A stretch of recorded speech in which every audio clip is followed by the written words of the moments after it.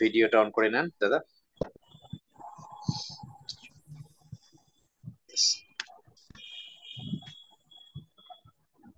জয় যিশু, praise the Lord.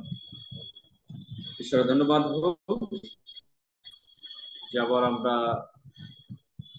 Parliament ঘরের মধ্যেই সন্ধ্যাবেলা আসতে পেরেছি। প্রভুর অনুগ্রহ, প্রভুর দয়া আমাদের উপরে সর্বদা কাজ করছে, তাহার দয়া অনন্তকাল স্থায়ী। তাই ঈশ্বরের ধন্যবাদ করি। তিনি মহান, তার বাক্য মহান। আসলে আমরা পবিত্র বাক্যে যাই, তার আগে একটি ছোট্ট প্রয়াস গান করি আর তারপরেই বাক্যের মধ্যে যাই।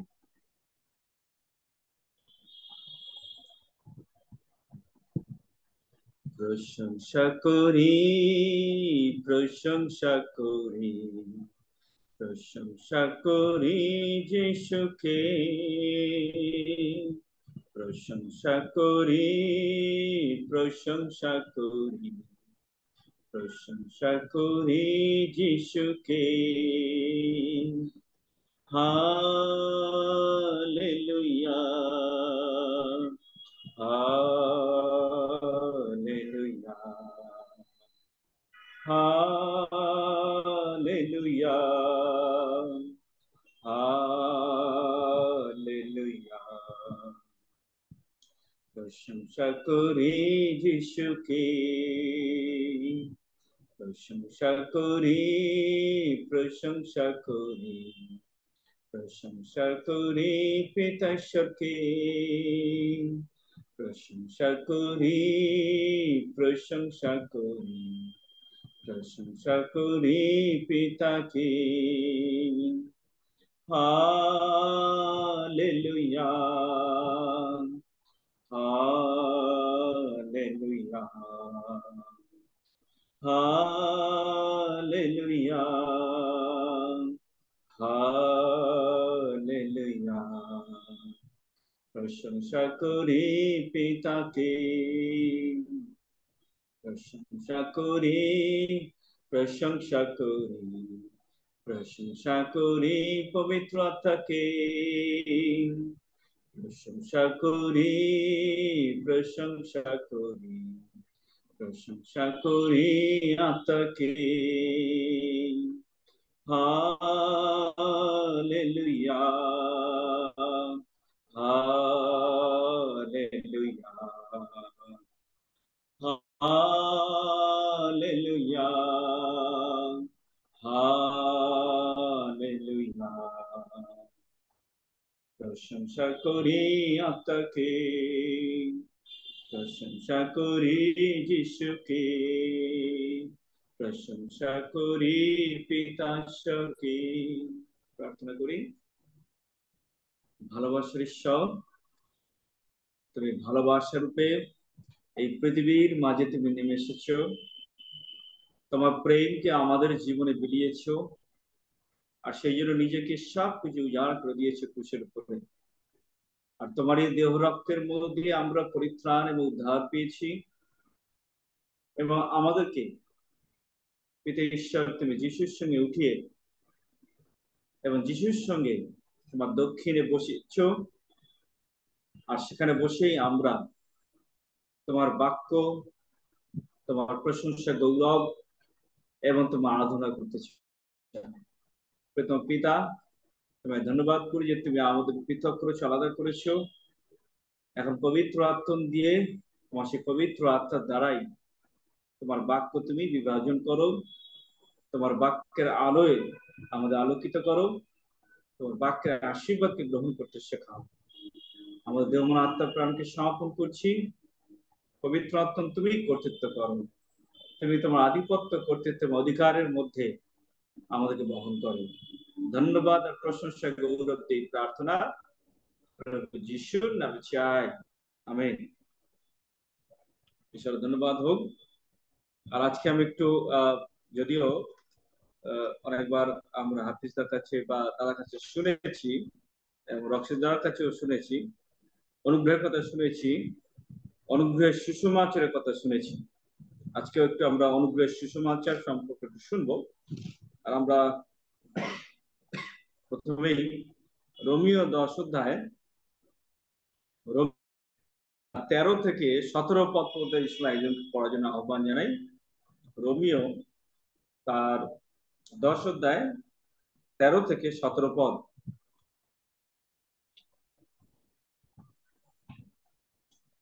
এই সময় যে আগে পাবেন কাইন্ড করতে পারেন। রোমিও 10 অধ্যায়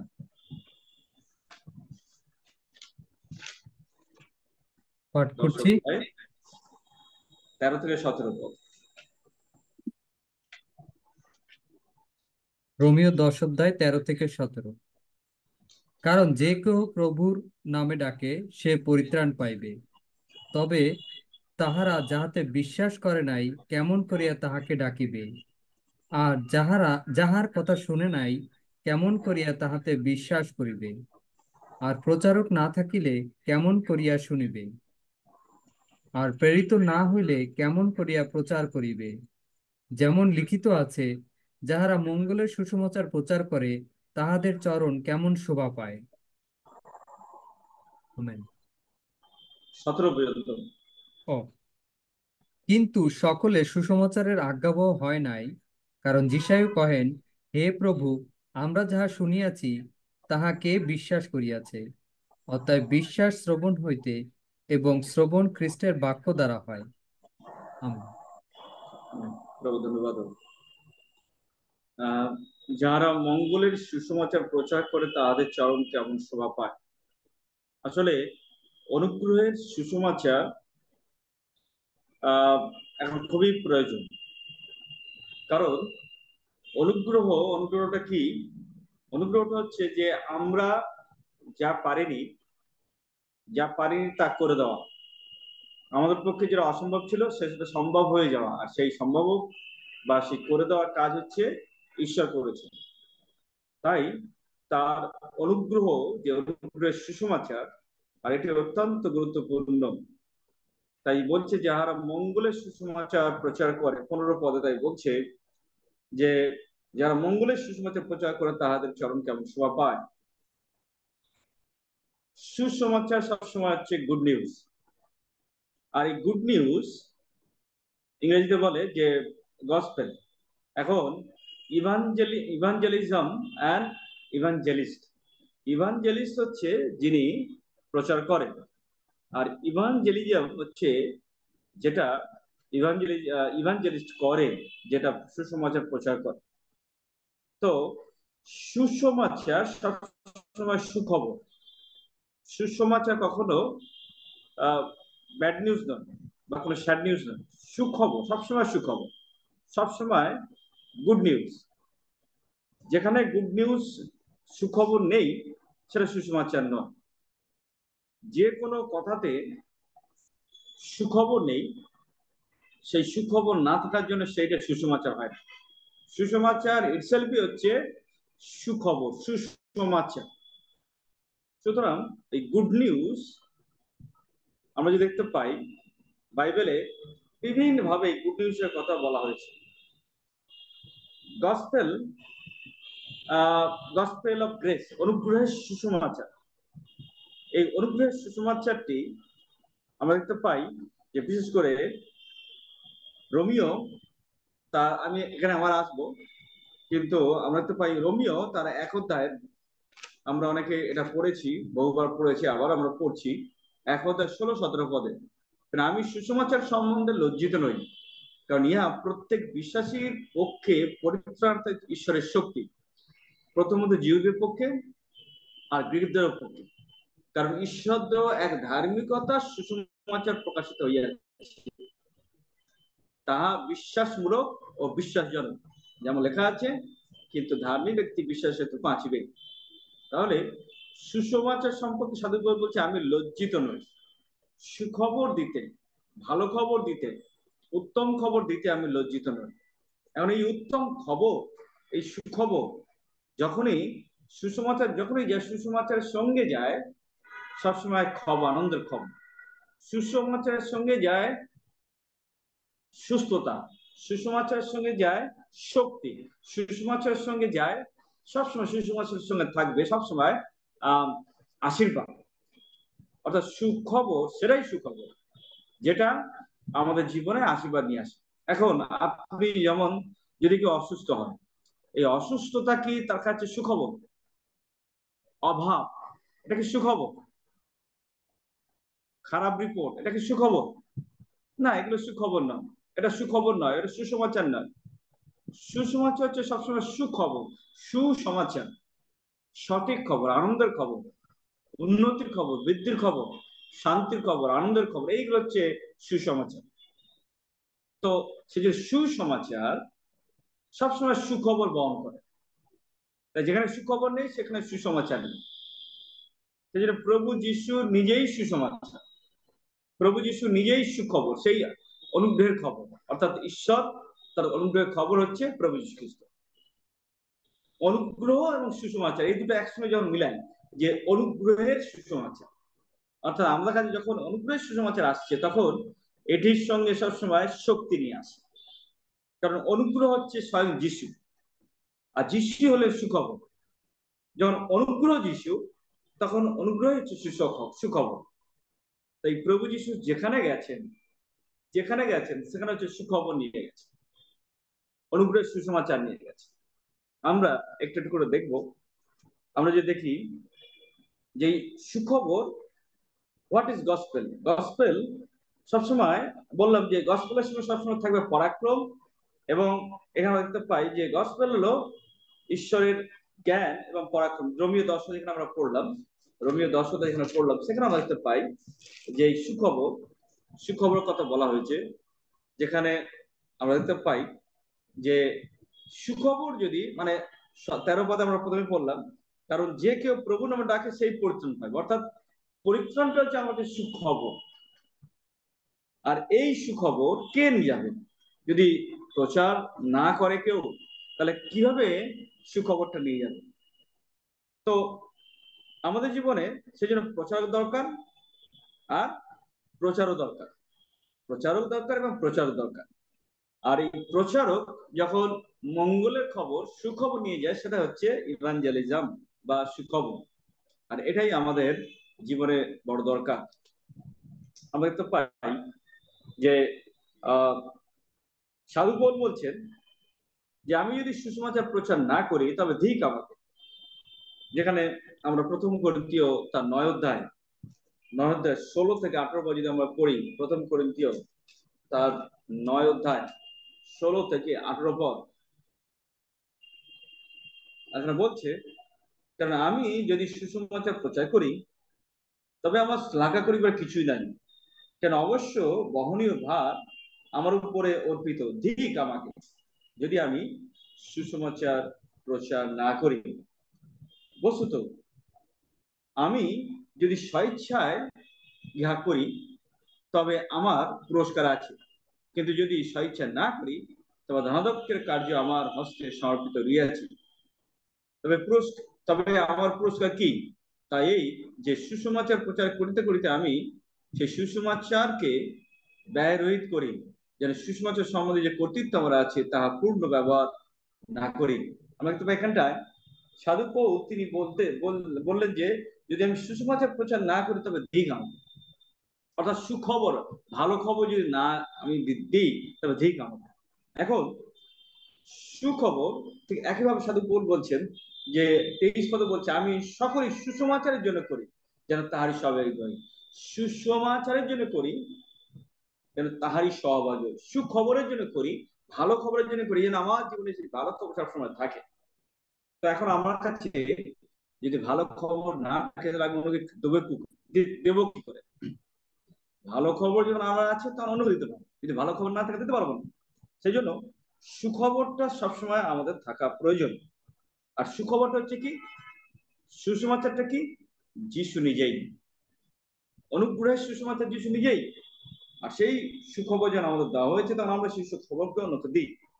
যেমন আমরা যদি হিতোপদেশ 18 পদে আমরা জানি, সেখানে বলছে যে হিতোপদেশ তার 18 পদে অনেকে মুখস্থ আছে। সেটা কি আছে? যে জীবন এবং মরণ জিহ্বার অধীন, জিহ্বার অধীন। এখন মরণটা কি সুখবর না জীবনটা সুখবর? নিশ্চয়ই জীবনটা সুখবর, মরণটা সুখবর নয়। মরণটা সুখবর নয়। আমি প্রথমেই বলেছি যে অসুস্থতা সুখবর নয়, নেগেটিভ কথা সুখবর নয়, যে কোনো অসুস্থতা সুখবর নয়, যে কোনো সমস্যা সুখবর নয়। সুখবর সবচেয়ে ভালো খবর। তো এখানে দুটো খবর আছে। একটা হচ্ছে বলছে 18 থেকে মরণ এবং জীবন জিহ্বার অধীন, যাহারা তা ভালোবাসে তা তার ফল ভোগ করিবে। এখন আপনি কোন ফলটা নেবে, জীবনের ফল নাকি মরণের? এখন মরণের ফলটা হচ্ছে সুখবর নয়, কিন্তু জীবনটা হচ্ছে সুখবর। তাই একইভাবে আবার আমরা দেখি দ্বিতীয় বিবরণ, আর সেখানে আহ দ্বিতীয় বিবরণ তার 30 অধ্যায়, 30 অধ্যায়, আর সেখানেও আমরা জানি যে বলা হচ্ছে 15 পদ এবং 19 পদ। আর 15 পদে বলছে, দেখো আমি অদ্য তোমার সম্মুখে জীবন ও মঙ্গল এবং মৃত্যু ও অমঙ্গল রাখিলাম। তাহলে কি বলছে? যে আমি জীবন এবং মঙ্গল, মৃত্যু অমঙ্গল। তাহলে জীবন এবং মৃত্যু, মঙ্গল অমঙ্গল। তাহলে এখানে দেখতে পাই যে কোনটা ব্যাড নিউজ? মৃত্যু এবং অমঙ্গলটা হচ্ছে ব্যাড নিউজ। আর গুড নিউজ কোনটা? জীবন এবং মঙ্গল। একইভাবে যদি আমরা দেখি, আর সেখানে 19 পত্র বলছে যে আমি অত্যন্ত তোমাদের বিরুদ্ধে আকাশ মন্ডল পৃথিবীর সাক্ষী দিয়া বলিতেছি যে আমি তোমার সম্মুখে জীবন ও মৃত্যু, আশীর্বাদ ও শাপ রাখিলাম। তাহলে দুটোই রয়েছে, এক হচ্ছে জীবন এবং মৃত্যু, আশীর্বাদ এবং শাপ। এখন আমরা জানি যে আমরা মৃত্যুর মধ্যে নেই, আমাদের সাপটাকে অভিশাপ, সাপ বা অভিশাপ প্রভু যীশু তুলে নিয়েছে। এখন আমরা কোনটা মনোনয়ন করছি? আচ্ছা, বলছে যে যে অতএব জীবন মনোনীত করো যেন তুমি সব অংশে বাঁচিতে পারো। জীবন মনোনীত করো। তাহলে এই যে জীবন এবং আশীর্বাদটা আমরা যখন মনোনীত করি, এটা হচ্ছে আমাদের সুখবর, সুখবর। সুতরাং পুরাতন নিয়ম একইভাবে শেষ হয়েছে অভিশাপ দিয়ে, পুরাতন নিয়মের শেষ অংশ শেষ হয়েছে অভিশাপ দিয়ে, কিন্তু নতুন নিয়ম শেষ হয়েছে অনুগ্রহ দিয়ে, অনুগ্রহ দিয়ে। তাই ল এবং গ্রেস, এ দুটি আমরা যখন আলোচনা করি, এটা অত্যন্ত গুরুত্বপূর্ণ। আমরা লয়ের মধ্যে নয়, কিন্তু আমরা অনুগ্রহের মধ্যে আছি। যিশু যেখানে গেছেন সেখানে অনুগ্রহের সুসমাচার প্রচার তিনি করেছেন। আসলে যিশু তো নিজেই অনুগ্রহ। যেমন আমরা যদি দেখি যে মথি 8 অধ্যায়, মথি 8 অধ্যায় সকালে আমরা পড়ছিলাম। আমরা যদিও প্রতিদিন সকালে ইন্ডিয়ান টাইম অনুসারে আমরা সকাল 6টার সময় আমরা জিমেতে বসি, একই একই আইডিতে, এবং বাংলাদেশ টাইম অনুসারে 6:30টায় আমরা বসি। সুতরাং সেখানে আমরা আলোচনা করছিলাম, আর সেখানে ছিল আজকে 8 অধ্যায়, মথি 8 অধ্যায়ে আর একটা অংশ পড়ছিলাম, 16 এবং 17 পদ। সুখবরটাকে আমরা দেখি, 16 এবং 17 পদ। আর সন্ধ্যা হইলে লোকেরা অনেক ভূতগ্রস্তকে যিশুর নিকটে আনিল, তাহাতে যিশু বাক্য দ্বারাই বাক্য দ্বারাই সেই আত্মাদিওকে ছাড়াইলেন এবং সকল প্রীত লোককে সুস্থ করিলেন। তাহলে আমরা দেখতে পাই এখানটা কি? এই ভূতগ্রস্ত তার কাছে এটা ছিল ব্যাড নিউজ। আমরা দেখতে পাই যে প্রীত লোক তার কাছে ছিল এটা ব্যাড নিউজ। কিন্তু যিশু যেখানে গেছে সেখানে অনুগ্রহের সুসমাচার নিয়ে, অনুগ্রহ রূপে তিনি সবসময় যখন যেতেন, কম্প্যাশন, তিনি দয়া এবং অনুগ্রহ নিয়ে তিনি যেতেন। অর্থাৎ তিনি দয়া অনুগ্রহ। আর তাই যিশু যেখানে গেলেন সেখানেই তিনি সবসময় সুসমাচার, অনুগ্রহের সুসমাচার নিয়ে গেলেন। আর দেখতে পাই ভূতেরা কি হচ্ছে? সুস্থ হয়ে যাচ্ছে, এবং বিভিন্ন ধরনের রোগে যারা বিভিন্ন আস্তারা এসে সুস্থ হয়ে যাচ্ছে। অর্থাৎ তাদের কাছে ছিল সেটা গুড নিউজ, গুড নিউজ। আমরা জানি মার্ক 5 অধ্যায়, সেখানে দেখতে পাই একজন মহিলা যিনি হৃদয়গ্রস্ত রোগী, যার ইংরেজি বলে ব্লিডিং হচ্ছিল, 12 বছর ধরে সমস্যার মধ্যে ভুগছিল। কিন্তু যখন সুখবর তার কাছে আসলো, আর সেই সুখবরে সে বিশ্বাস করলো, সে বিশ্বাস করে সে তার কাজ করলো এবং যিশুর কাছে এসে যিশু স্পর্শ করে তার গায়ের কাপড় স্পর্শ করে সুস্থ হয়ে গেল। তো তার কাছে ব্যাড নিউজ ছিল 12 বছর ধরে। তার কাছে দুঃখের খবর ছিল, আনন্দের খবর ছিল না, মঙ্গলের খবর ছিল না, শান্তির খবর ছিল না। তার কাছে ছিল শুধু দুঃখের খবর, ব্যথার খবর, বেদনার খবর, হতাশার খবর, গ্লানির খবর, এই খবর তার কাছে ছিল। কিন্তু যখন সে যিশুর কাছে আসলো, যিশুকে স্পর্শ করলো, তার কাপড় ছিল, আর তখন সে সেই সুখবর, আশীর্বাদ তার জীবনে আসলো, কি সে সুস্থ হয়ে গেল, অর্থাৎ সুখবর সে পেল। তো আমরাও ঠিক একইভাবে এই সুখবরটাকে আমরা বহন করা উচিত। আমরা যদি দেখি আরেক জায়গায় যোহন, আহ যোহন তার 8 আমরা অনেকে জানি গল্পটা, ঘটনাটি আমরা জানি যে আহ একজন ব্যভিচারী নারী যাকে ধৃত করা হয়েছিল, আহ এখানে আমরা জানি, ঘটনাটি আমি বলছি না পুরোটা, জাস্ট 4 পদ থেকে পড়ছি। হে গুরু, অর্থাৎ এখানে কিছু ফরিসি এবং সদ্দুকী অধ্যাপক এবং ফরিসিরা আসলেন। তারা বলছে, হে গুরু, যিশুকে বলছে, হে গুরু, এই স্ত্রীলোকটি ব্যভিচারে সেই ক্রিয়াতে ধরা পড়িয়াছে।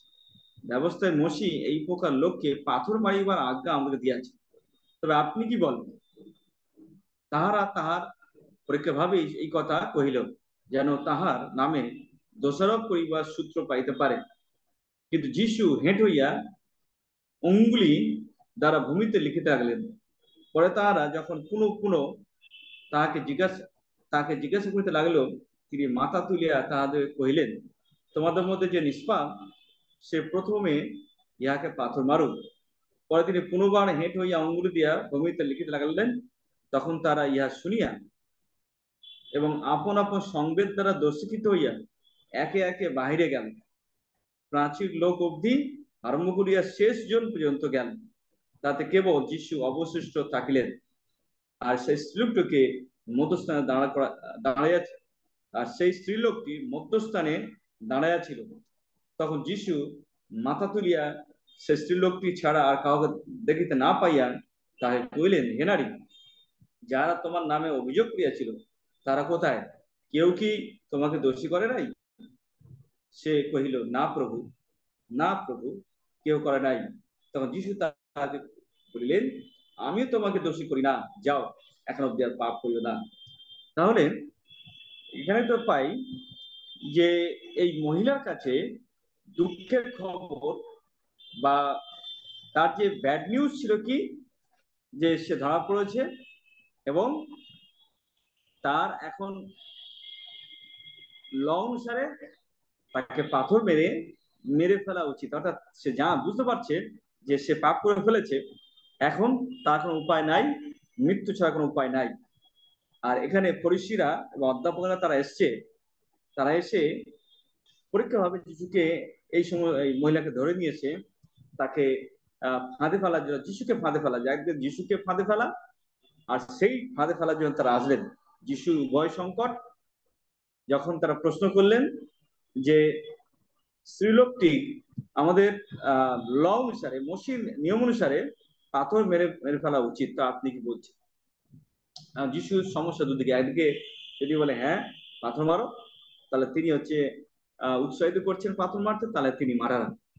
আবার ওদিকে যদি যিশু বলেন যে না, ছেড়ে দাও, পাথর মেরো না, তখন তারা বলবেন যে মসির আইন লঙ্ঘন করছে, অতএব প্রভু যিশু মসির আইন মানেন না।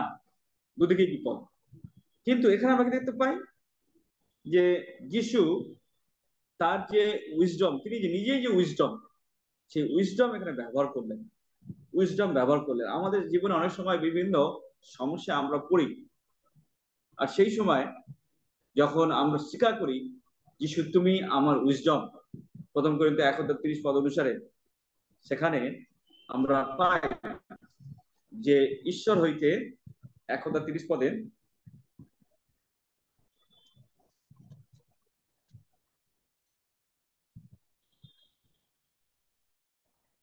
কিন্তু ঈশ্বর হইতে তোমরা সেই খ্রিস্ট যিশুতে আছো, যিনি হইয়াছেন আমাদের জন্য ঈশ্বর হইতে জ্ঞান, অর্থাৎ উইজডম, ধার্মিকতা, রাইচিয়াসনেস, পবিত্রতা, স্যান্টিফিকেশন এন্ড মুক্তি।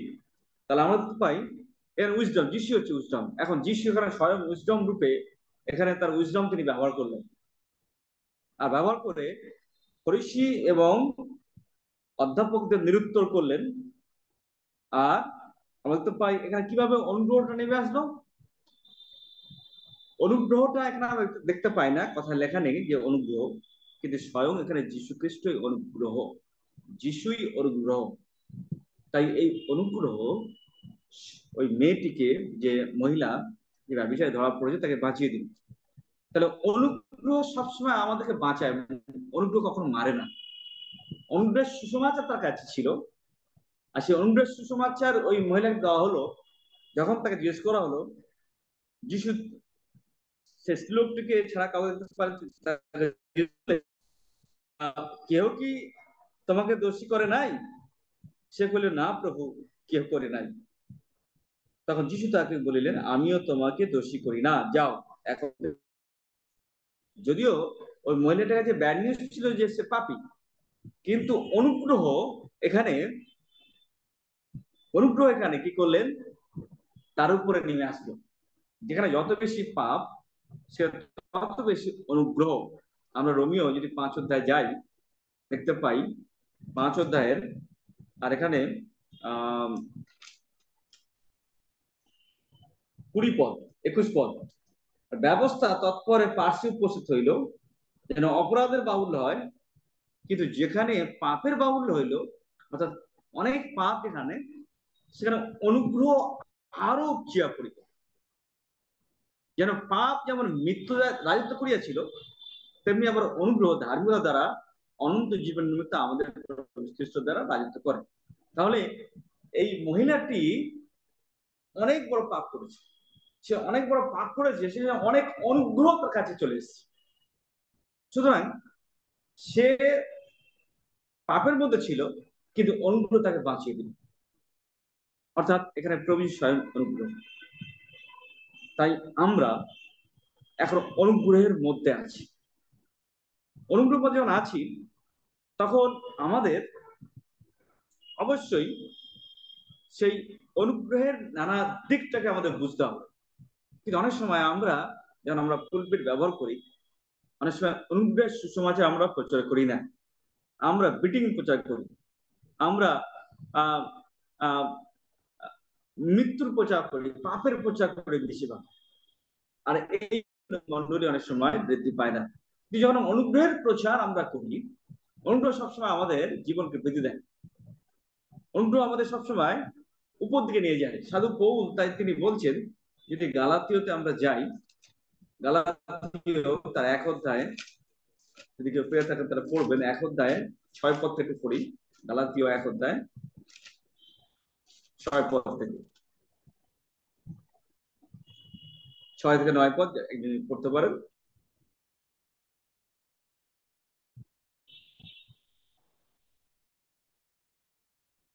কেউ পড়বেন না? যদি কেউ না পড়েন তাহলে আমি পড়ছি। আমার আশ্চর্য বোধ হইতেছে যে, খ্রিস্টের অনুগ্রহে যিনি তোমাদেরকে আহ্বান করিয়াছেন, তোমরা এত শীঘ্র হইতে তা হইতে অন্য কিছু সুসমাচার দিকে ফিরিয়া যাইতেছ। তাহার অন্য কোনো সুসমাচার নয়, কেবল এমন কতগুলো লোক আছে যারা তোমাদেরকে অস্থির করে এবং খ্রিস্টের সুসমাচার বিকৃত করিতে চায়। কিন্তু আমরা তোমাদের নিকটে যে সুসমাচার প্রচার করিয়াছি, তাছাড়া অন্য সুসমাচার যদি কেউ প্রচার করে, আমরাও করি, কিংবা স্বর্গ হইতে আগত কোনো দূতও করুক, তবে সে শাপগ্রস্ত হোক। আমরা পূর্বে যেমন বলিয়াছি, তদ্রূপ আমি এখন আবার বলিতেছি, তোমরা যাহা গ্রহণ করিয়াছ, তাছাড়া অন্য কোন সুসমাচার যদি কেউ তোমাদের নিকটে প্রচার করে, তবে সে শাপগ্রস্ত। তাহলে এখানে সাধু পৌল অনুগ্রহের সুসমাচার প্রচার করেছে। অনুগ্রহটা কি? সুসমাচারটা কিভাবে এসছে? পাপের বেতন মৃত্যু। আমরা জানি আমরা পাপ করেছিলাম, আমাদের বেতন ছিল মৃত্যু, মৃত্যু। কিন্তু প্রভু যীশু খ্রিস্ট, তিনি আপনার জন্য, আমাদের সকলের জন্য, তিনি কালবরি ক্রুশের উপর নিজে আত্মবলিদান করেছেন। এখন তার রক্তের মধ্য দিয়ে আমরা পাপের ক্ষমা পেয়েছি। তার রক্ত আমাদের পাপ ক্ষমা করে দিয়েছে, এবং আমরা এখন তার রক্তের মধ্যে সুরক্ষিত এবং সংরক্ষিত আছি। এবং তার দেহ আমাদের অভিশাপ থেকে মুক্ত করেছে। তার দেহ, তার ক্ষত আমাদের সকল প্রকার যে শাপ ছিল, যে কন্ডেমনেশন ছিল, অর্থাৎ যে আমরা আমাদের যে দণ্ডাজ্ঞা ছিল, আমাদের শাস্তি ছিল, সেখান থেকে আমরা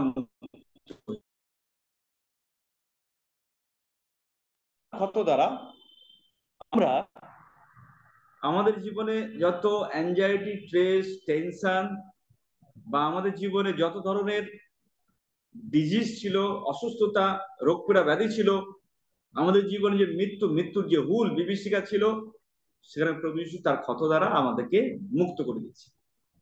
আর এটা হচ্ছে সুখবর, আনন্দের খবর। আমরা যখন প্রভুর বোঝ নিয়ে গ্রহণ করি, প্রত্যেক সময় রিমেম্বার, আমরা স্মরণ করি যে প্রভু যীশু ক্রুশের উপরে কি করেছে। প্রভু যীশু ক্রুশের তার সাহিত্য কার্য আমরা স্মরণ করি, অর্থাৎ যতবার প্রভু গ্রহণ করি সেটা আমাদের পুণ্য, সেটা আনন্দের খবর, সেটা খারাপ খবর নয়, সেটা আনন্দের খবর। বহু মানুষ এই সুসমাচার তারা গ্রহণ করে না, প্রভু নেয় না, তারা ভয় ভয় ভয় একটা করে, তারা মনে করে অযোগ্য অযোগ্য, পাপি পাপি ইত্যাদি বিষয়।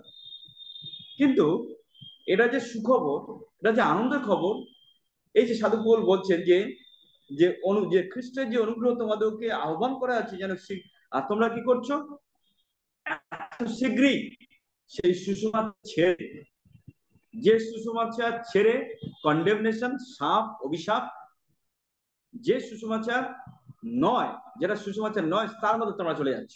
আজকে ঠিক একই ভাবে বর্তমানে যে তিনি বলছেন যে কতগুলো লোক আছে, সাতপাতে বলছে, যারা তোমাদেরকে অস্থির করে, অর্থাৎ সঠিক সুসমাচার, এই আনন্দের সুসমাচার, এই যে অনুগ্রহের সুসমাচার, এইটি প্রচার না করে তারা খ্রিস্টের সুসমাচারকে বিকৃতি করছে। তাই এখানে সাধু বলছেন ডবল কার্স, ডবল অভিশাপ, অভিশপ্ত। এমনকি ডবল অভিশপ্ত কারা? তিনি বলছেন যদি স্বর্গ থেকে কোনো দূত এসে, বা আমরাও যদি করি, বা অন্য কেউ যদি করে, তবে সে ডবল কাজ, ডবল অভিশাপ, অভিশাপ। অর্থাৎ আমরা যখনই প্রচার করি, তখনই মনে রাখতে হবে যে আমাদের সবসময় সুখবর, আনন্দের খবর থাকবে। আনন্দের খবর যদি থাকে, তাহলে সেটাই হবে অনুগ্রহের সুসমাচার এবং সুখবর। কিন্তু যদি সেখানে আনন্দ না থাকে, সুখবর যদি না থাকে, তাহলে সেটা সুখবর নয়। তাই আমরা যখনই প্রচার করি, আমাদের মনে রাখতে হবে যে প্রভু যীশু ক্রুশে সাহিত্য কি করেছে, যা আমাদের জীবনে কি করেছে, আমরা সেটাই যেন আমরা গ্রহণ করি, সেটাই আমাদের যে সুখবর, আনন্দের খবর, আশীর্বাদের খবর। এখন আমরা যদি দেখি প্রথম পিতর 4 অধ্যায় সাধু পিতর কি বলছেন, প্রথম পিতর তার 4 অধ্যায় 10-11 পদ, 4 অধ্যায় 10-11 পদ।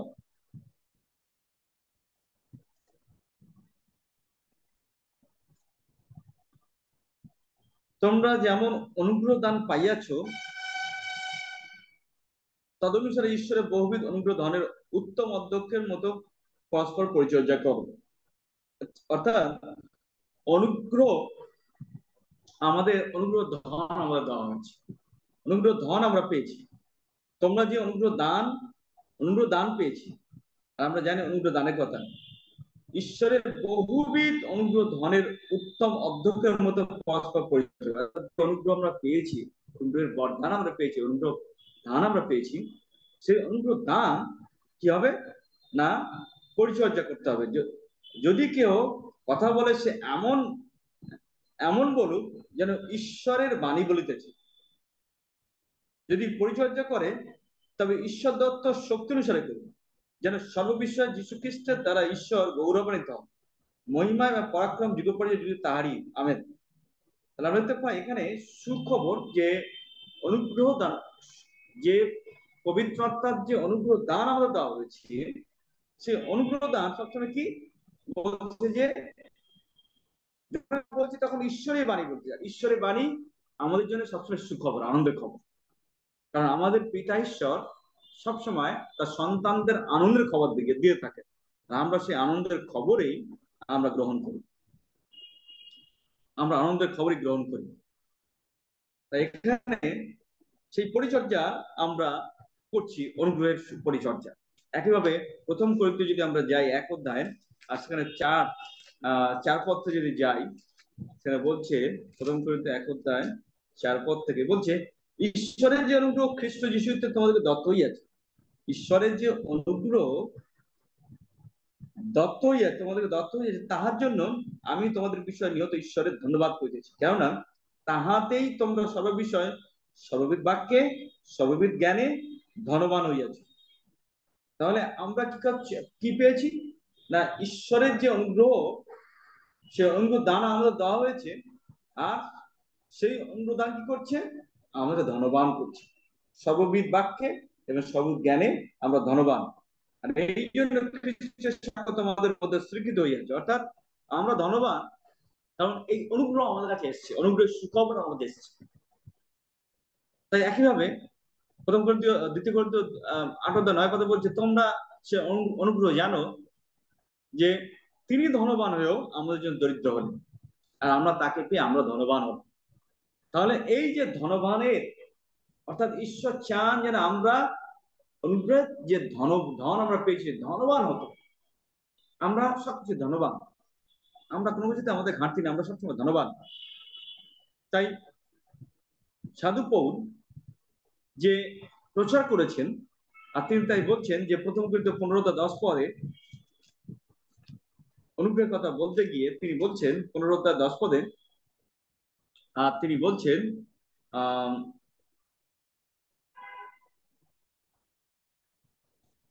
আমি যাহা আছি ঈশ্বরের অনুগ্রহেই আছি। আমি যাহা আছি ঈশ্বর অনুগ্রহে আছি, এবং আমার প্রতি প্রদত্ত তার অনুগ্রহ নিরর্থক হয় নাই।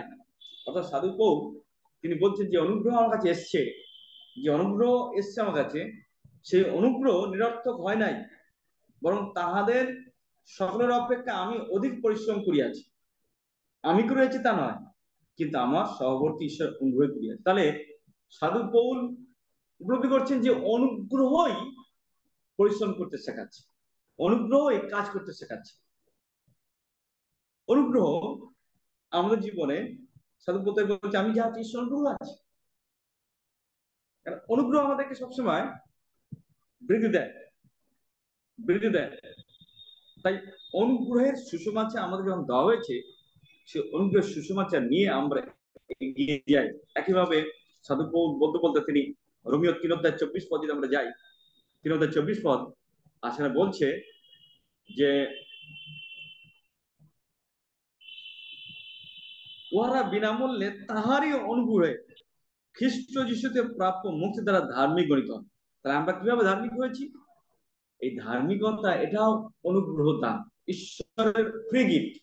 এটা আমাদের কোনো যোগ্যতা, ক্ষমতা বা আমাদের দান ধ্যান দ্বারা বা আমার কার্যের দ্বারা আমরা পাইনি। ধার্মিকতা আমরা বিনামূল্যে পেয়েছি। অর্থাৎ অনুগ্রহে কি বলছে যে বিনামূল্যে তাহারই অনুগ্রহে খ্রিস্ট যিশুর মতো দিয়ে আমরা এটা পেয়েছি। যখন আমরা এটা পেয়েছি, তখন তারপরে বলছে তাহাতে ঈশ্বর তাহার রক্তে বিশ্বাস দ্বারা প্রায়শ্চিত্ত প্রদর্শন করিয়াছেন, যেন তিনি আপন ধার্মিকতা দেখান। কেননা ঈশ্বরের সহিষ্ণুতা পূর্বকালে কৃত পাপ সকলের প্রতি উপেক্ষা করা হয়েছিল, যেন এখনে যথাকালে আপন ধার্মিকতা দেখান, যেন তিনি নিজে ধার্মিক থাকেন এবং যে কেউ যিশুতে বিশ্বাস করে তাহাকেই ধার্মিক গণনা করেন।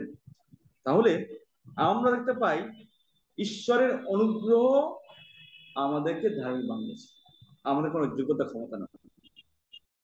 অনুগ্রহ, ঈশ্বরের অনুগ্রহে সে সুসমাচার যখন আমরা বিশ্বাস করেছি, অর্থাৎ ঈশ্বরের অনুগ্রহতে আমরা চলে এসছে, আর আমরা সবাই গ্রহণ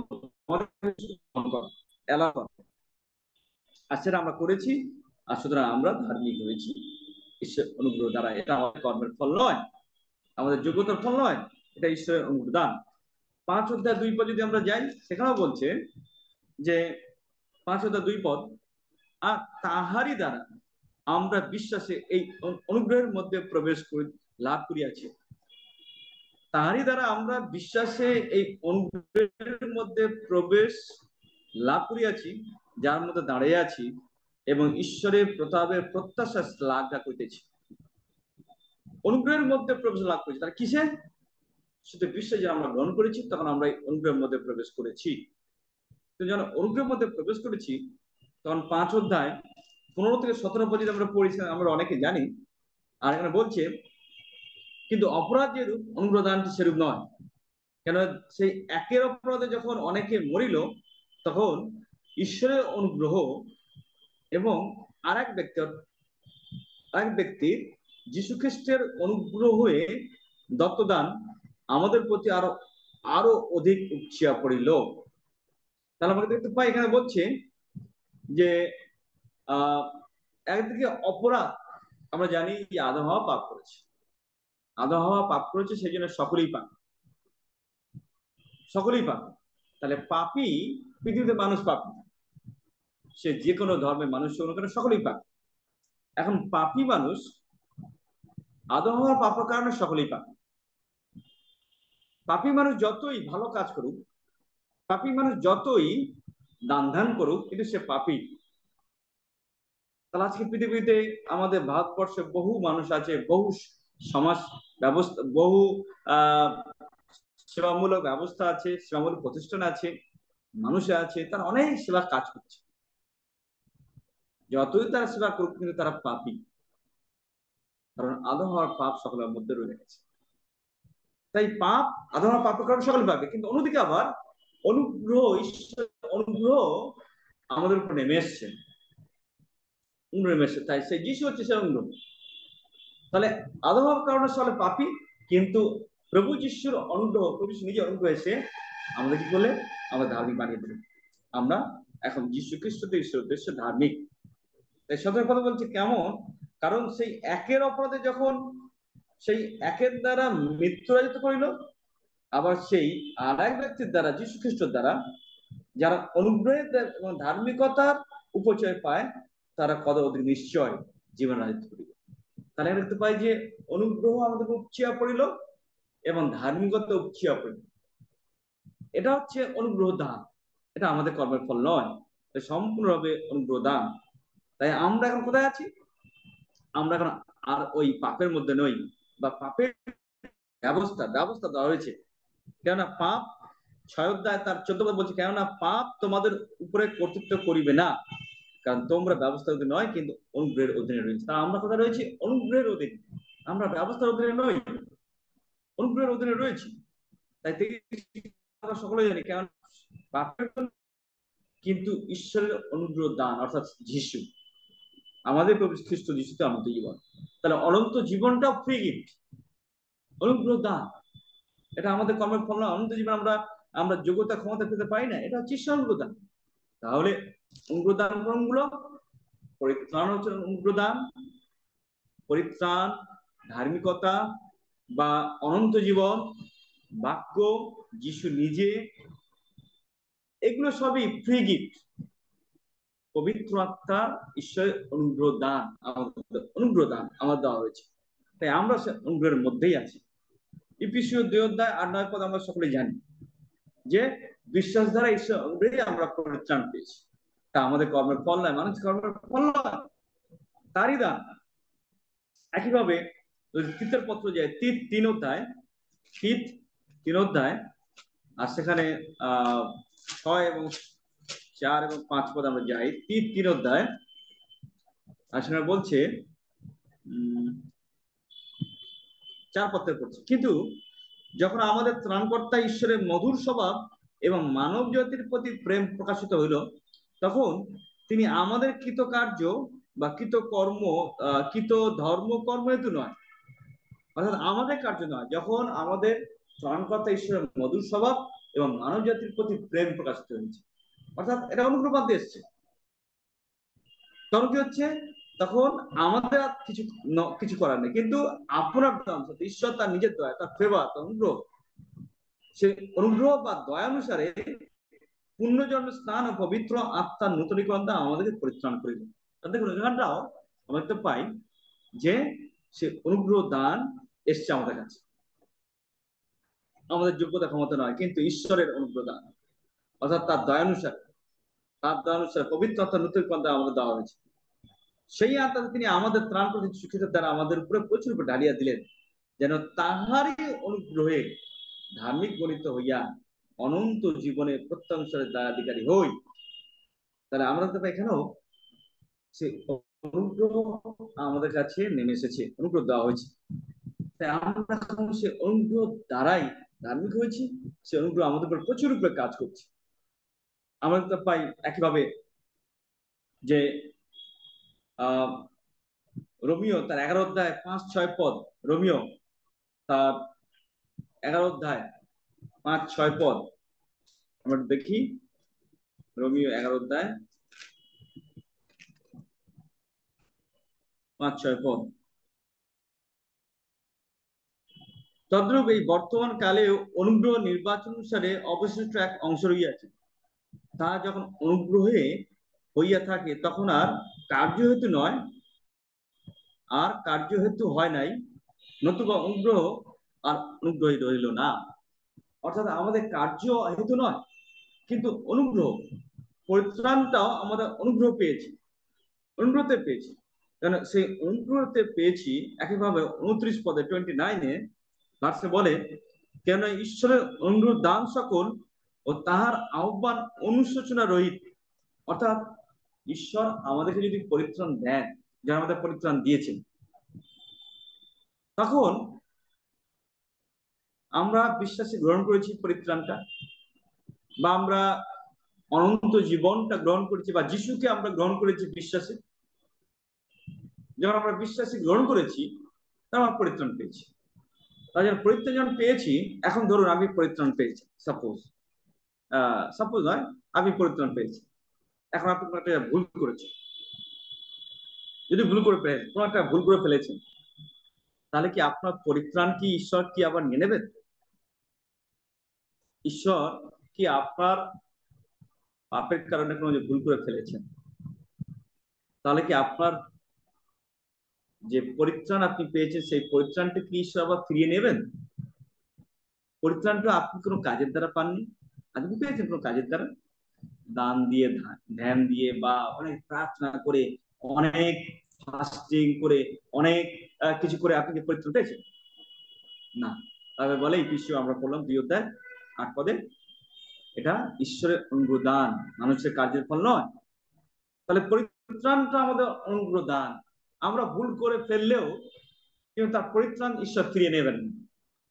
এখানে বলছে 29 পদে বলছে, সেই জন্য বলছে যে যে কেন ঈশ্বরের অনুগ্রহ দান সকল ও তার আহ্বান তিনি আর সেটা ফিরিয়ে নেবেন না। যেটা দিয়েছেন সেটা দিয়েছেন, সেটা ফিরিয়ে নেবেন।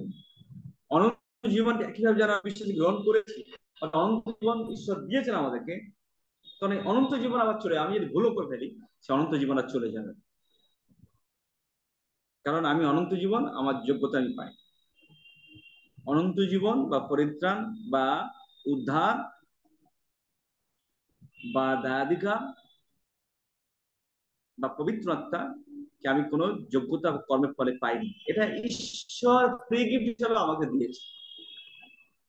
তাই বাবা যখন দিয়েছেন, তখন বাবা জোর করে নেন না। আমরা ভুল করলেও নেন না। যদি ধরুন আপনি ভুল করে ফেলেছেন, সাপোজ আপনি কোনো একটা পাপ করে ফেলেছেন, আপনার মুখের দ্বারা হোক, আপনার চোখের দ্বারা হোক, আপনার চিন্তার দ্বারা পাপ করে ফেলেছেন। এখন যখন পাপ করে ফেলেছেন, প্রভু যীশু একবার আপনার পাপের জন্য মরেছে, প্রভু যীশু একবার আপনার আমার পাপের জন্য মরেছে। তাহলে কি যীশু আবার দ্বিতীয়বার আবার তাকে মরতে হবে? তাকে আবার আসতে হবে, এসে আবার তাকে ক্রুশে মরতে হবে, যার জন্য আপনার পাপে ক্ষমা হবে?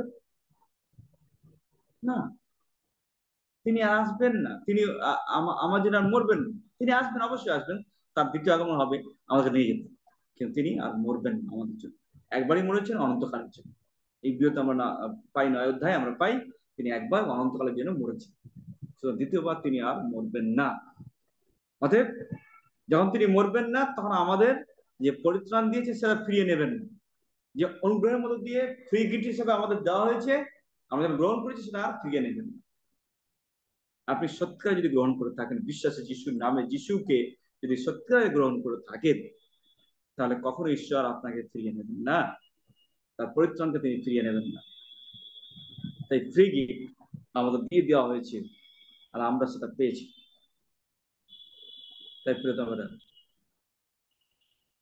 এখন আমরা যিশুর সঙ্গে, যিশুর মধ্যে, যিশুর সঙ্গে গুপ্ত অবস্থা রয়েছে, যিশুর সঙ্গে একই অবস্থানে অবস্থান করছি, কারণ তিনি অনুপ্রাণ। তাই আমরা যখন যিশুর সঙ্গে আছি, যিশু আমাদের মধ্যে আছেন, তাই বাইবেল বলে যে তিনি যেমন আছেন, তিনি যেমন আছেন এই জগতে আমরা তেমনই আছি। আমি একবার সকালে বলছিলাম একটা ঘটনা, সকাল থেকে আবার বলেছিলাম, আবার সেটা আবার বলি। সিঙ্গাপুরে এক মেগান বলে একজন মহিলা, তিনি ক্যান্সার হয়েছে, ক্যান্সার হচ্ছে, হসপিটালে ভর্তি, হসপিটালে ভর্তি। আর যখন হসপিটালে ভর্তি, তখন কি হচ্ছে না, সিঙ্গাপুরে কিছু কিছু জায়গায় হসপিটালে, বিশেষ করে খ্রিস্টান হসপিটালগুলিতে কিছু কিছু প্রচারকদের প্রচার চালিয়ে দেওয়া হয়। আর এমনই একটি প্রচার চলছিল সেখানে, সে মেগান সে প্রচার দেখছে। আর সেখানে প্রচারে একজন মহিলা সাক্ষ্য দিচ্ছে, সে বলছে যে আমারও ক্যান্সার হয়েছিল, আর ক্যান্সারের সময় একটি বাক্য প্রচারক তাকে শিখিয়েছিলেন, আর সেটা হচ্ছিল জন, প্রথম জন তার 4 অধ্যায়, প্রথম জন তার 4 অধ্যায়ের 17 পদে, 17 পদের শেষ অংশটি।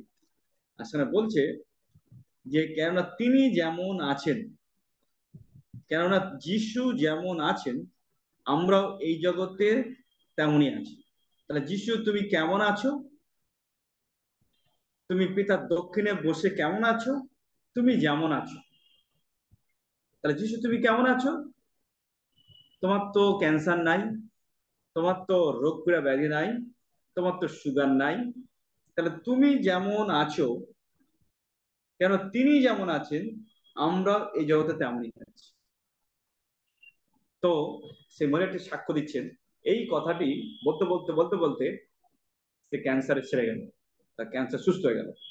এখন যে মহিলাটি এই যে সিঙ্গাপুরে সেই খবরটা শুনছিলেন, এই খবরটা যখন তার কাছে এসছে, খবরটা সে শুনছে, তখন সে ভাবছে আরে এই মহিলাটি যদি সুস্থ থাকতে পারে, তার যদি ক্যান্সার সুস্থ হয়ে যায়, তাহলে আমার কেন হবে না?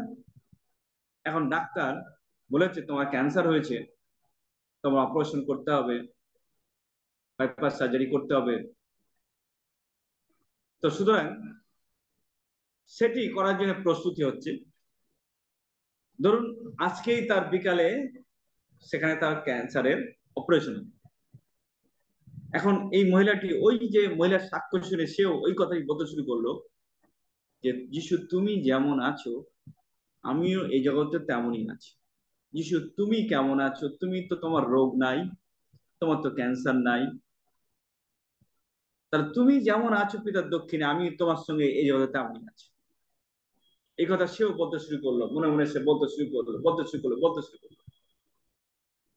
আর পাশে যারা বেডে ছিল তারা কি বলছে, তিনি যেমন আছেন আমি তেমন আছি। যাই হোক, বলতে বলতে তারপর ডাক্তাররা তার অপারেশন রেডি হলো, রেডি হলো, অপারেশন করতে যাবে। যাওয়ার আগে আরেকবার রিপোর্টিংটা দেখছে। হঠাৎ করে দেখছে যে রিপোর্টিং এ যে ক্যান্সারের যে রিপোর্টটা, সেটা ভ্যানিশ হয়ে গেছে। সেই ক্যান্সার রিপোর্টটা সেখানটায়, সেখান থেকে রিপোর্টে দেখা যাচ্ছে যে নীল, সে ক্যান্সার আর নাই।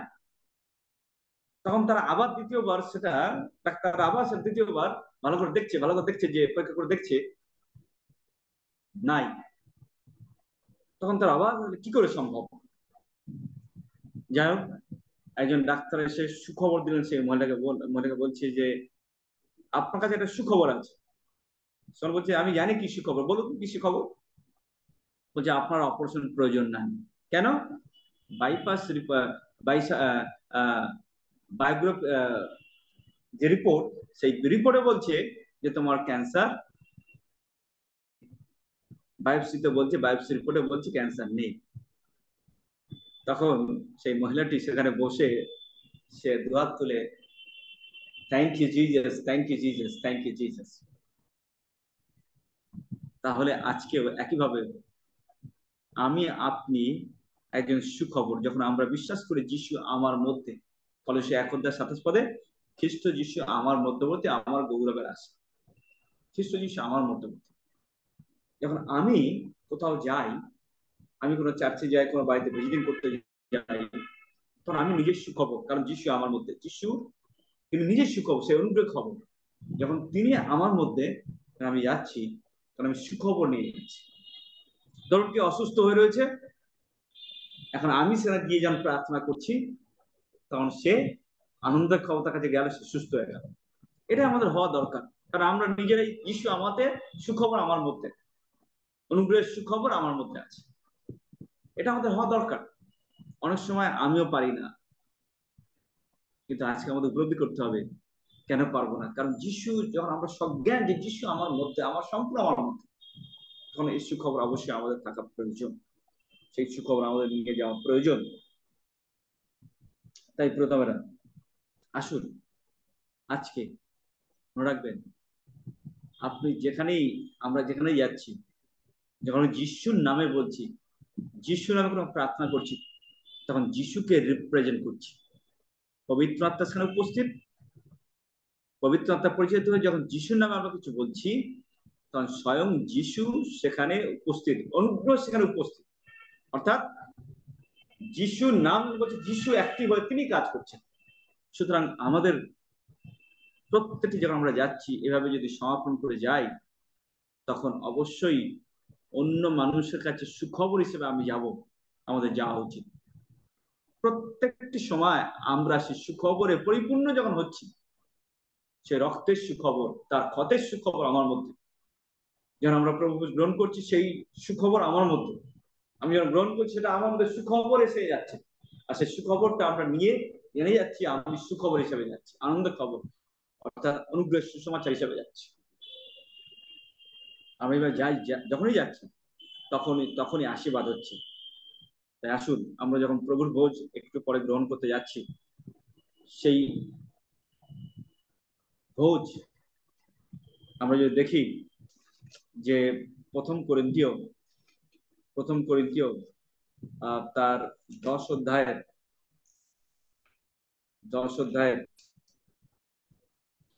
আর সেখানে বলছে 16 পদে বলছেন, আমরা ধন্যবাদে যে পানপত্র লিয়া ধন্যবাদ করি, তা কি খ্রিস্টের রক্তের সহভাগী নয়, সহভাগিতা নয়?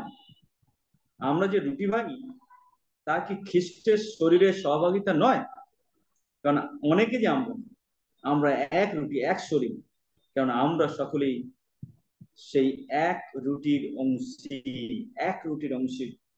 অর্থাৎ এখানে আমরা দেখতে পাই, ধন্যবাদের পাত্র আমরা নিই, বা খ্রিস্টের শরীরের যে রুটি আমরা নিই, রুটি যে ভাঙি, এটি কি না, আমরা এক শরীর, কারণ আমরা সকলে এক, যখন নিয়ে যাচ্ছি, তখন কি হচ্ছে, এটা আমাদের কাছে সুখবর। যতবার আমরা প্রভু গ্রহণ করি, এটা আমাদের আনন্দের খবর, ধার্মিকতার খবর, প্রেমের খবর, বৃদ্ধি উন্নতির খবর, আনন্দের খবর, আপ্লুত হবার খবর। এই খবর আমাদের মধ্যে, আর এই খবরকে নিয়ে আমরা অন্য জায়গায় যাই, যেখানেই যাই, আসলে এই সুখবর নিয়ে যাই। কখনোই আমরা দুঃখের খবর, ব্যথার খবর, যন্ত্রণার খবর, নেগেটিভ খবর নিয়ে যাব না, কিন্তু আমরা সুখবর হিসেবে অন্য কাছে যাই এবং সেভাবে অপরকে তুলে ধরি। ঈশ্বর অনুগ্রহ এইভাবে আমাদের সকলের জীবনে আরো বৃদ্ধি পাক, সেই সুখবরকে নিয়ে আমরা এগিয়ে চলি। ঈশ্বর ধন্যবাদ হোক। প্রার্থনা করি। স্বর্গীয় জীবন্ত পিতা, তুমি সেই সুখবর, তুমি সেই অনুগ্রহের সুখবর আমরা আবার গ্রহণ করছি আমাদের হৃদয়ে। এখনই আমরা গ্রহণ করবো, সেখানেও তুমি যে ক্রুশে যে কার্য সাধন করেছো, সেই সুখবরকে আমরা নিচ্ছি, এবং নিয়ে আমরা এক একজন মূল্যবান মুক্তা হিসাবে, মনোনীত এবং মূল্যবান প্রভু তোমার সন্তান সন্ততি হিসাবে আমরা অন্যজনের কাছে সেই সুখবর নিয়ে যাই, এবং এইভাবে তোমার মহিমা গৌরব হোক। তুমি প্রশংসিত হও, মহিমা তো গৌরবান্বিত হও। প্রভু তোমার ধন্যবাদ হোক, তুমি আমাদের মধ্যে আছো, আমাদের সঙ্গে আছো, তাই তোমার প্রশংসা করি, তোমার গৌরব করি। যখনই আমরা বাক্য প্রচার করি, ব্যাড নিউজ নয়, স্যাড নিউজ নয়, বিটিং নয়, নেগেটিভ নয়, কিন্তু সেখানে সব সময় আনন্দের খবর, গুড গসপেল, অর্থাৎ গুড নিউজ আমরা দিতে পারি। এই শক্তিতে তুমি আরো বৃদ্ধি দান করছো বলে আমরা তোমায় ধন্যবাদ করি, আর সেভাবে আমাদের ব্যবহার করছো বলে তোমার ধন্যবাদ করি। এভাবে তুমি আমাদের আরো ব্যবহার করবে, সে তোমার প্রশংসা, মহিমা, গৌরব করি।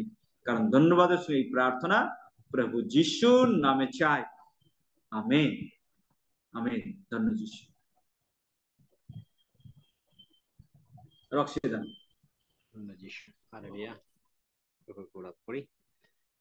অনুগ্রহের সুসমাচার আমাদের জীবনকে আরো প্রভুর বৃদ্ধি পেতে সাহায্য দান করছেন। ধন্য যিশু। প্রভুর গৌরব করে আসুন আমরা পবিত্র ভোজের দিকে আস্তে আস্তে করে এগিয়ে যাই। প্রভু আমাদের সামনে রয়েছেন। প্রভুর এই ভোজের মধ্যমণি রয়েছেন এবং তার হাত থেকেই তার পবিত্র দেহ, পবিত্র রক্ত আমরা গ্রহণ করতে যাচ্ছি। নিজেদেরকে আমরা প্রস্তুত করছি। আমরা কেউ দণ্ডাজ্ঞা গ্রহণ করছি না, আমরা শুধু আশীর্বাদই গ্রহণ করছি। কারণ প্রভু তিনি আমাদেরকে মুক্ত করে দিয়েছেন। বাক্য সে কথা বলছে, যখন তার 6 অধ্যায় 63 পদ যিশু বলেছেন, আত্মাই জীবনদায়ক, মাংস কিছু উপকারী নয়। আমি তোমার যে সকল কথা কইয়াছি তা আত্মা ও জীবন। প্রভুর গৌরব করি, প্রভুর প্রশংসা করি। আসুন প্রভুর সেই স্পিরিচুয়াল বডি আমরা এখন গ্রহণ করছি, স্বর্গীয় বডি। বাক্য সেই জন্য বলছে, আমি সেই জীবন খাদ্য যা স্বর্গ থেকে নেমে এসেছে। আসুন আমরা সেই খাদ্যের দিকে, খাদ্য গ্রহণের জন্য আমরা আকাঙ্ক্ষী, আমরা ক্ষুধার্ত, আমরা তৃষ্ণার্ত। আমরা সেটি গ্রহণের মধ্য দিয়ে আমরা আরো শক্তিশালী হই। প্রভু বলেছেন এটি জগতের জীবনের জন্য। আজকে জগতের জীবনে আজকে যা কিছু প্রয়োজন এই ভোজের মধ্য দিয়ে আমরা সেটিকে আমরা প্রাপ্ত হচ্ছি। আমরা সেইভাবেই এই ভোজ আমরা গ্রহণ করছি। আমাদের সুস্থতা, আমাদের সবলতা, আমাদের সমস্ত কিছু থেকে মুক্ত, আমাদের অভাব অনটন আমরা যেভাবে প্রার্থনা করে থাকি, প্রভু যে খ্রিস্ট আমাদের জীবনের প্রভু। অভাব অনটন, রোগ পীড়া ব্যাধি, টেনশন, অ্যাংজাইটি আমাদের জীবনের প্রভু নয়। আর এই ভোজের মধ্য দিয়ে সেটিকে আমরা ডিক্লেয়ার করছি এবং প্রভু গৌরব করছি। এটি তার মাংস, তার রক্ত। আমরা যখন ভোজন করছি প্রভু আমাদের মধ্যে এবং প্রভু আমি প্রভুতে আমরা একীভূত হচ্ছি, আমরা প্রভু গৌরব করছি। আসুন প্রভুকে গৌরব দিতে দিতে এই ভোজ আমরা গ্রহণ করি। কিশোরদা আপনি প্রভুর দেহের জন্য ধন্যবাদ দেন এবং জনদা আপনি প্রভুর পবিত্র রক্তের জন্য প্রভুকে গৌরব দেন। স্বর্গের জীবন্ত পিতা, তোমারই সেই পুত্র প্রভু যিশু নামে যিশুর সঙ্গে একই আসনে বসে, তারই টেবিলে বসে প্রভু খ্রিস্টের দেহ আমরা গ্রহণ করছি। যে দেহ আমাদের অনন্ত জীবন দিয়েছে, যে দেহ কলসীয় 1 অধ্যায় অনুসারে আমরা তার দেহের সঙ্গে সম্মিলিত হয়ে পবিত্র, নিষ্কলঙ্ক এবং অনিন্দনীয় অবস্থায় প্রভু যিশুর সেই দেহকে গ্রহণ করছি। এবং এই দেহ দ্বারা আমরা ঘোষণা করছি যে যীশু খ্রিস্টতেই আমরা সম্পূর্ণতা, যীশু খ্রিস্টতেই আমরা পরিপক্কতা, খ্রিস্ট যিশুতেই ঈশ্বর উদ্দেশ্যে আমরা ধার্মিক।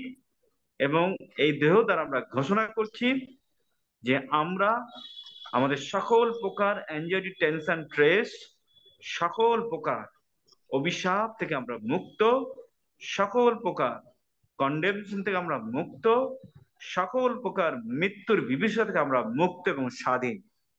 কারণ তুমি আমাদের জন্য মৃত্যুবরণ করে মৃত্যুর ভয়কে তুমি দূরীভূত করেছো। এখন আমরা আনন্দের সঙ্গে, সাহসের সঙ্গে তোমার দেহ গ্রহণ করতে করতে আমরা ঘোষণা করছি যে তুমি আমাতে এবং আমি তোমাতে, এবং তুমি আমি এক হয়ে গেছি। তোমার থেকে আমাকে কেউ পৃথক করতে পারবে না।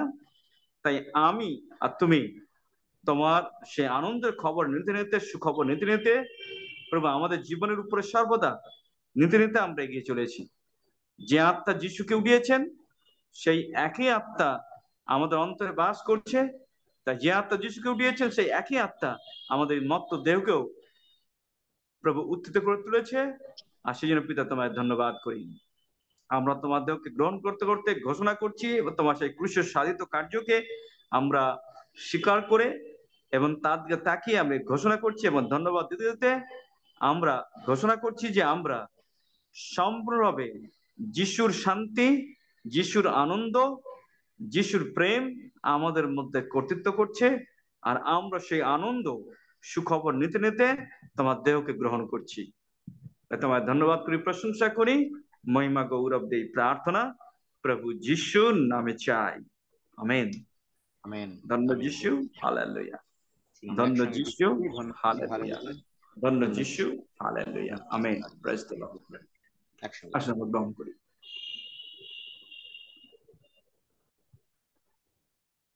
ধন্য যিশু, praise the Lord। আচ্ছা, জন্দামণি নেই, আমি অনুরোধ করছি স্নেহের Soumi, please pray for the blood।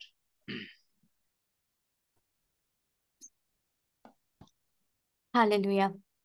Father, in the name of Jesus, we thank you. We thank you for your blood. Blood that is your love. Your love that makes us stand right and boldly in front of you, Father.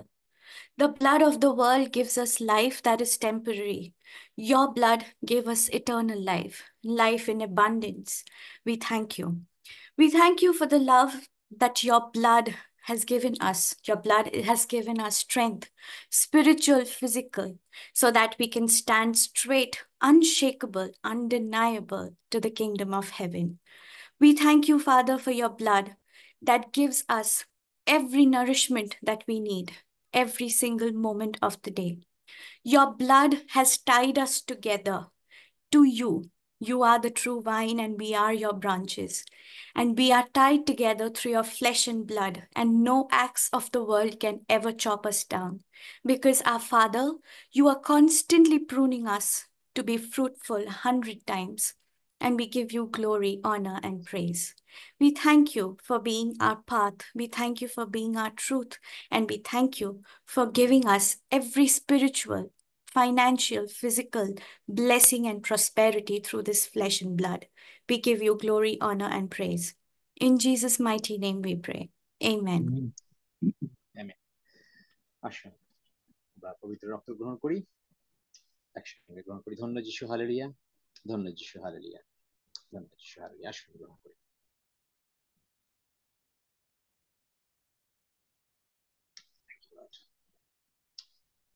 প্রেসিক আগুন বোন সমস্ত বিষয় নিয়ে প্রভুকে বরাদ দেন।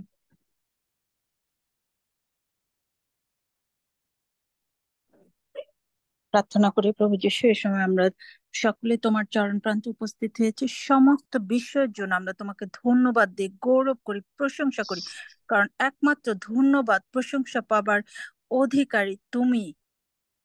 প্রভু যিশু, তুমি আমাদেরকে জীবন দিয়েছো, দয়া করেছো, জীবনের উপচয় দিয়েছো প্রভু, যেন আমরা নীরব না থেকে আমরা গৌরব করি সর্বদা। প্রভু যিশু, আমরা কৃতজ্ঞ হই, কৃতজ্ঞ কৃতজ্ঞ কৃতজ্ঞ। প্রভু যিশু, আমাদের প্রতিটি মুহূর্ত তুমি আমাদেরকে রক্ষা করে আসছো প্রভু যিশু, এবং প্রভু, এবং তুমি আমাদেরকে বাঁচিয়ে রেখেছো যেন আমরা কেউ নীরব না থাকি। আমরা সর্বদা তোমার প্রশংসা করি, সর্বদা তোমার গৌরব করি প্রভু যিশু। আমরা যত গৌরব করবো, যত প্রশংসা করবো, শয়তান লজ্জিত হবে, অপমানিত হবে। আমরা বিজয়ী হয়েছি প্রভু যিশু। তুমি, আমরা এমন প্রভুকে পেয়েছি যিনি আমাদের সর্বদিক থেকে পরিত্রাণ দিয়েছেন, আশীর্বাদে পূর্ণ করেছেন, আমাদেরকে তিনি ভালোবাসা শিখিয়েছেন। প্রথম ভালোবাসা প্রভু আমরা তোমার কাছ থেকে পেয়েছি, কারণ ঈশ্বর জগৎকে এমন প্রেম করলেন যে তিনি তার একজাত পুত্রকে দান করলেন, যেন যে কেহ তাহাতে বিশ্বাস করে সে বিনষ্ট না হয়, কিন্তু অনন্ত জীবন পায়।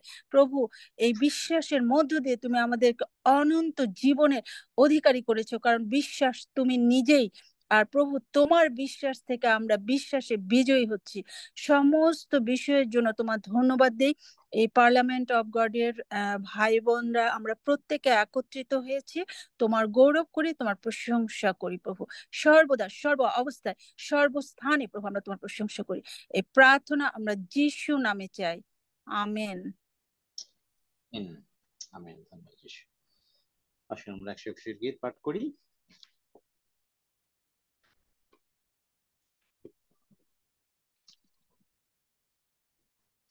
আমি পর্বতগণের দিকে চক্ষু তুলিব, কোথা হইতে আমার সাহায্য আসিবে? সদাপ্রভু হইতে আমার সাহায্য আসিবে। তিনি আকাশ ও পৃথিবী নির্মাণ করেন, তিনি আমার চরণ বিচলিত হইতে দেবেন না, আমার রক্ষ রক্ত ছড়িয়া ঢুলিয়া পড়িবেন না। না। দেখো দেখো ইসরায়েলের রক্ত, তিনি ঢুলিয়া পড়েন না, নিদ্রা যান না। নিদ্রা যান। সদাপ্রভুই আমার সদাপ্রভুই আমাদের রক্ত, সদাপ্রভুই সদাপ্রভুই আমার আমাদের ছায়া। ছায়া। তিনি তিনি আমার আমার দক্ষিণ পাশে। দক্ষিণ পাশে। দিবসে সূর্য আমাকে আঘাত করিবে সূর্য আমাকে আঘাত করিবে না, রাত্রিতে রাত্রিতে চন্দ্র চন্দ্র করিবে সদাপ্রভু সদা আমাদের সমস্ত অমঙ্গল মঙ্গল হইতে রক্ষা করিবেন। তিনি আমাদের তিনি আমার প্রাণ রক্ষা প্রাণ রক্ষা করিবেন। সদাপ্রভু আমার সদাপ্রভু আমাদের বাহিরে বাহিরে যাওয়া যাওয়া ও আমার এবং ভিতরে ভিতরে আসা আসা রক্ষা রক্ষা করিবেন করিবেন এখন এখন অবধি চিরকাল চিরকাল পর্যন্ত। পর্যন্ত। আমেন। আসুন আমরা প্রভু প্রার্থনা করি। হে আমাদের স্বর্গস্থ পিতা, তোমার নাম পবিত্র বলিয়া মানি, তোমার রাজ্য আইসুক, তোমার ইচ্ছা সিদ্ধ হোক, যেমন স্বর্গে তেমনি পৃথিবীতেও। আমাদের প্রয়োজনীয় খাদ্য আজ আমাদেরকে দাও, আর আমাদের অপরাধ সকল ক্ষমা করো, যেমন আমরাও আপন আপন অপরাধীকে ক্ষমা করিয়াছি। আর আমাদেরকে দিয়ে পরীক্ষাতে আনিও না, কিন্তু মন্দ হইতে রক্ষা করো, কারণ রাজ্য, পরাক্রম ও মহিমা যুগে যুগে তোমার। আমেন। আমেন।